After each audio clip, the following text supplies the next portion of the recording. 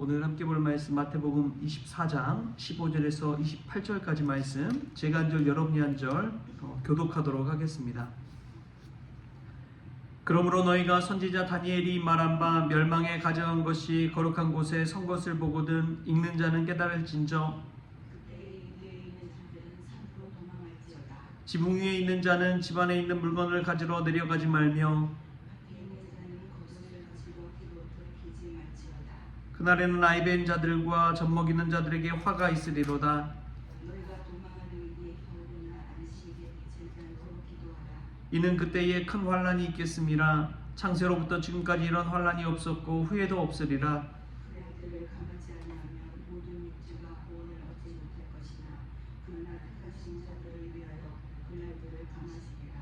그때에 사람이 너에게 말하되 보라 그리스도가 여기 있다 혹은 저기 있다 하여도 믿지 말라.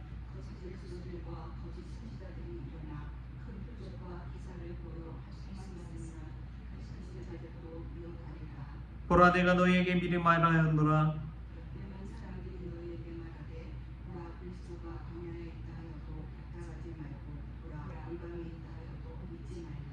번개가 동편에서 나서 서편까지 번쩍임같이 인자의 맘도 그러하리라. 죽음이 있는 곳에는 독수리들이 모일 것이니라. 아멘. 할렐루야. 말씀 가운데 귀한 은혜가 저와 여러분의 있기를 소망합니다. 얼마 전에 이제 만난 목사님 한 분이 계세요. 이제 그 목사님 이제 친한 분이죠. 그래서 허심탄회하게 이런저런 얘기를 나누는데 이제 삶의 좀 불공평한 것들에 대해서 또 사역의 자리에 있어서도 불만스러운 것들에 관해서 이런 이야기 저런 이야기를 하시더라고요. 근데 그냥 드는 생각이 이제 들어주면서도 드는 생각이 그거였습니다. 축복의 땅을 찾아다니는 사람이 있고 본인이 축복의 사람이 되어서 축복의 땅을 일구어가는 사람이 있거든요. 근데 우리는 늘 한쪽 면만 바라보며 살아갈 때 불평불만하지만 또 다른 면을 바라보면 그 힘든 고난의 여정, 그 광야의 여정이 축복의 사람이 되어가는 과정이 아닌가 하는 그런 측면이 있다는 것이죠. 마치 이스라엘이 적과 꾸리는 약속의 땅을 향해 나아가는데 근데 40년이란 광야 시절을 통해서 하나님 믿는 축복의 사람으로 변화되어져 가는 과정, 그 과정이 있었기 때문에 약속의 땅에 들어가서도 하나님의 은혜를 누릴 수가 있었던 것이죠. 축복의 사람이 되지 않은 채 그냥 그 자리에 갔다면 교만해져 버리고 타락해질 확률이 훨씬 높습니다. 왜냐하면 우리 스스로 이 축복의 사람으로서의 그릇이 되지 않는데 그 자리에 간다면 그 축복인지도 모른 채 살아가게 되는 것이죠. 사랑하는 성도 여러분, 우리는 어떻습니까? 축복의 땅을 찾아다니며 살아가고 있지는 않습니까? 우리가 기도 가운데 하나님 앞에 내가 먼저 깨어 축복의 사람이 되는 은혜를 누리게 해달라고, 내가 그러한 사람 되어서 남들에게 복을 나눠줄 수 있는 복의 사람 되게 해달라고, 그러한 기도가 저와 여러분에게 있기를 소망합니다.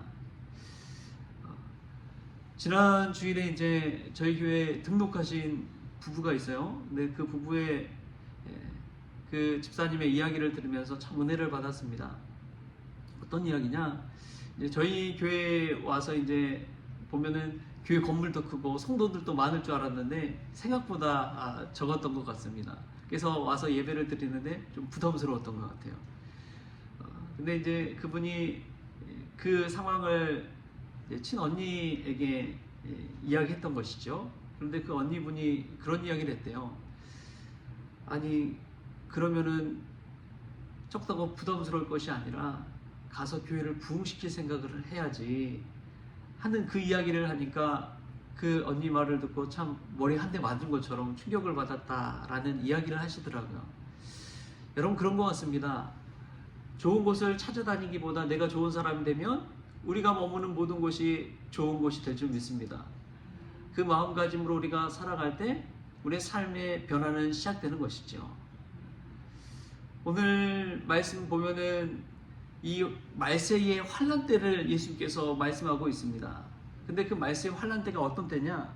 멸망에 가증한 것이 거룩한 곳에 선 것을 보거든 이라는 전제가 있어요.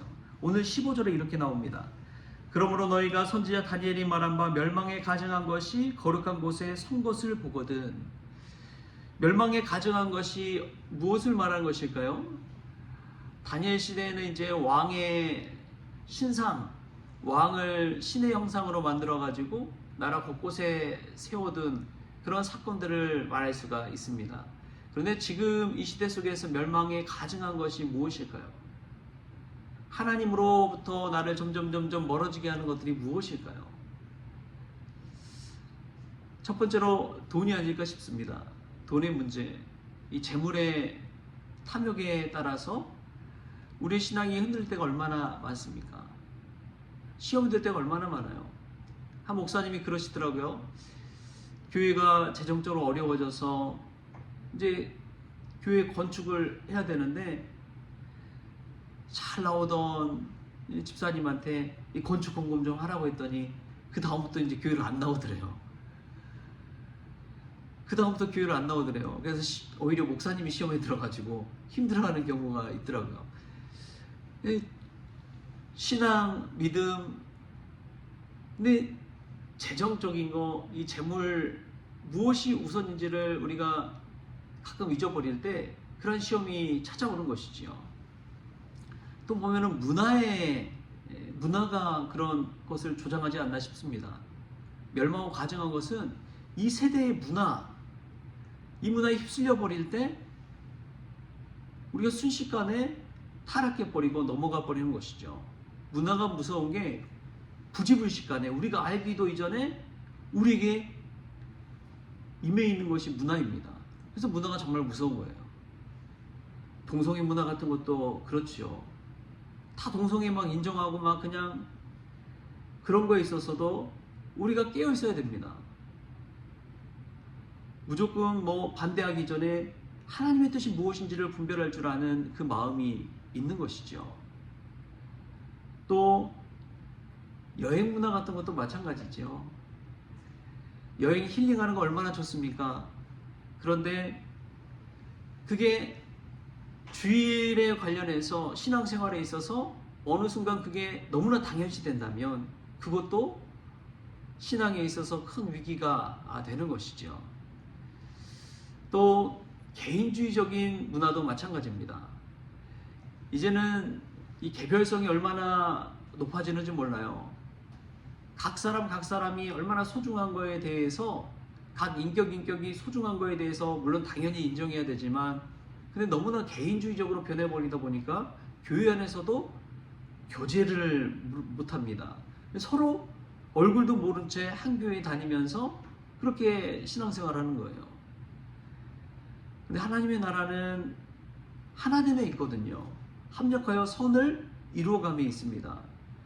교회가 어려워졌을 때, 믿음이 어려워졌을 때 붙잡아 줄 사람은 바로 옆에 있는 믿음의 지체들이에요. 근데 그런 교제가 없으니까 너무나 개인주의다 보니까 그냥 혼자 믿다가 혼자 안 나오면 그냥 끝이에요. 대형교회는 목회자도 잘 모를 정도로 그런 분들도 있어요. 얼마나 안타까운 현실입니까? 이런 문화가 점점 팽배해져 가다 보면 멸망하고 가증한 것이 하나님보다 더 높게, 더 우선순위가 되어서 우리의 마음에 차지할 때가 있다는 것이죠. 사랑하는 성도 여러분, 그런 상황 가운데 내가 놓여 있다면 하나님이 최우선순위가 아니라 차등이 돼가고 하나님께 점점 멀어지게 하는 것들이 있다면 그것이야말로 멸망하고 가증한 것이라는 것을 우리가 깨달을 수 있기를 바랍니다. 그러기 위해서는 우리가 늘 하나님 말씀 붙들고 깨어 있어야 돼요. 하나님 진리의 말씀을 붙들고 그 진리를 기준 삼아서 분별할 수 있는 그러한 명철이 있어야 된다는 것입니다. 이게 죄인지 아닌지, 예스여야 되는지 노여야 되는지를 구별하지 못할 때 우리는 그냥 휩쓸려 가는 것이죠. 예수님은 그 말씀의 환란대로 우리에게 알려주고 있는 것입니다. 우리가 기도 가운데 멸망하고 가증한 것이 나 안에 있다면 그때야말로 회개해야 될 줄 믿습니다.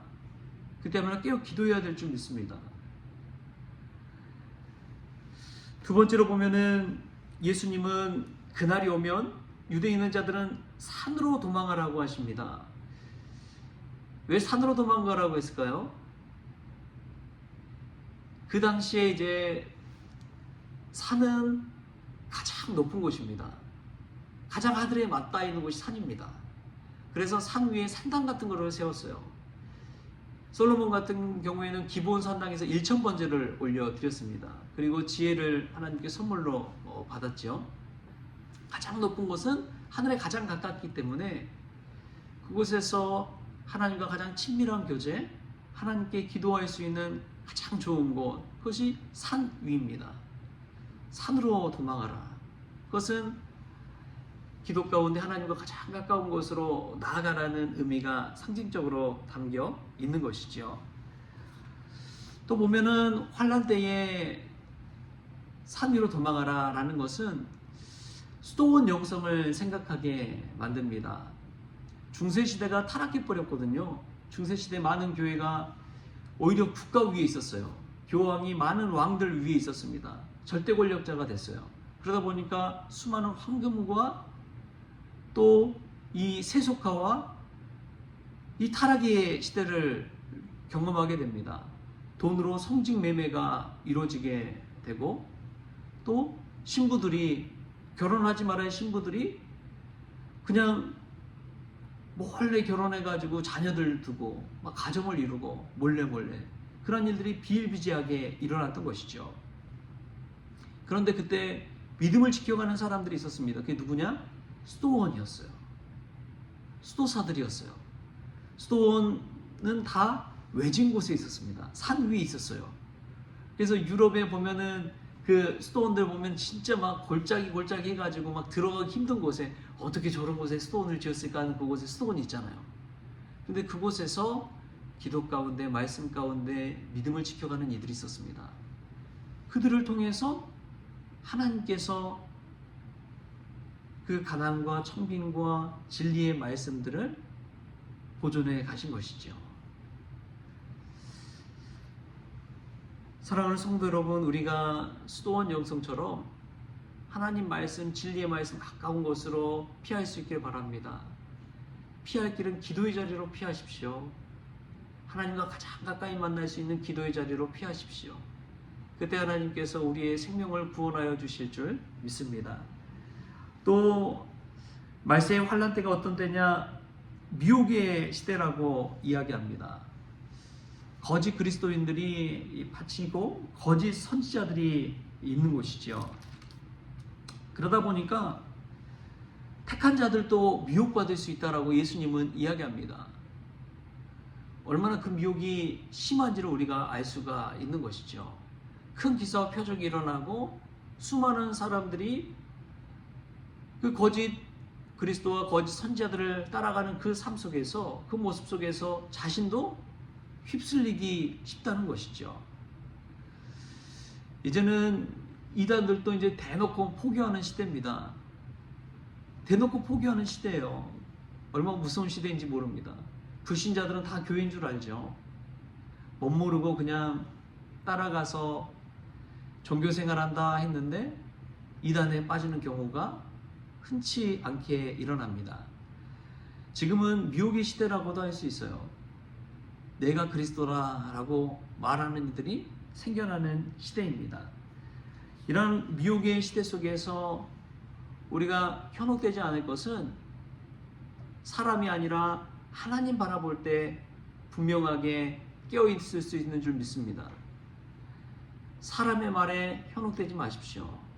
아무리 그럴듯한 말일지라도 현혹되지 마십시오. 오직 진리의 말씀이신 성경을 붙들고 하나님 바라보면서 신앙생활 하십시오.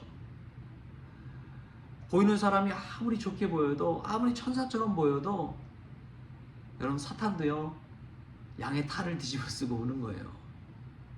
달콤한 유혹을 가지고 오는 게 사탄입니다. 그래서 무서운 거예요. 아무리 좋게 보여도요 그 이면에는 나를 타락시키고 나를 넘어지게 하고 나를 하나님으로부터 떠나게 만들 수 있다는 것입니다. 미혹되지 않기 위해서는 우리가 사람의 말에 흔들리는 것이 아니라 하나님의 말씀을 붙들고 잠잠히 신앙생활하는 것, 신실하게 주님 바라보며 살아가는 것, 그것이 우리가 깨어있는 크리스천이 되는 방법인 줄 믿습니다. 말세 환란의 때에 여러분 하나님의 진리 말씀을 붙드십시오. 사람 말에 현혹되지 마십시오. 사람 그 너머에 영원하신 그 하나님을 바라볼 때 우리의 믿음도 신실하게 미혹의 시대도 이겨낼 줄 믿습니다. 그러한 신앙이 저와 여러분에게 있기를 주신 예수님의 이름으로 축원합니다. 첫 번째로 멸망에 가증한 것을 우리가 깨어 분별할 수 있는 명철이 있길 바랍니다. 그리고 멸망의 때가 왔을 때 하나님과 가장 가까운 산으로 피난할 수 있기를 바랍니다. 미혹의 시대에 사람의 말에 흔들리는 것이 아니라 거짓 그리스도 거짓 선지자에게 흔들리는 것이 아니라 진리되신 말씀 붙들고 늘 하나님만 바라보는 그런 저와 여러분 될 수 있기를 주신 예수님의 이름으로 축원합니다. 기도하겠습니다. 하나님,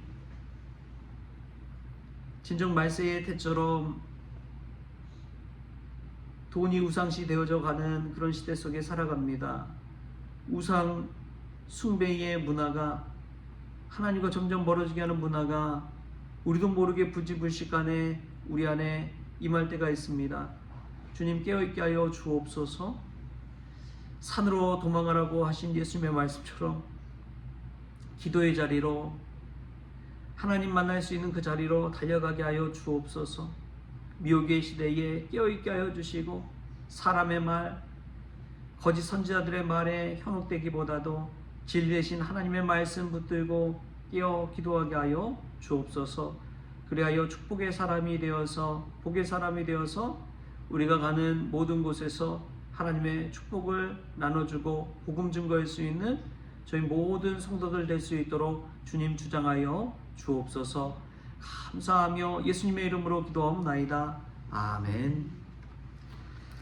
우리 주님이 가르치신 기도로 오늘 새벽 기도를 마치겠습니다. 하늘에 계신 우리 아버지여, 이름이 거룩히 여김을 받으시오며 나라가 임하시오며 뜻이 하늘에서 이루어진 것 같이 땅에서도 이루어지이다. 오늘 우리에게 일용할 양식을 주시옵고 우리가 우리에게 죄진 자를 사하여 준 것 같이 우리 죄를 사하여 주시옵고 우리를 시험에 들게 하지 마시옵고 다만 악에서 구하시옵소서. 나라와 권세와 영광이 아버지께 영원히 있사옵나이다. 아멘.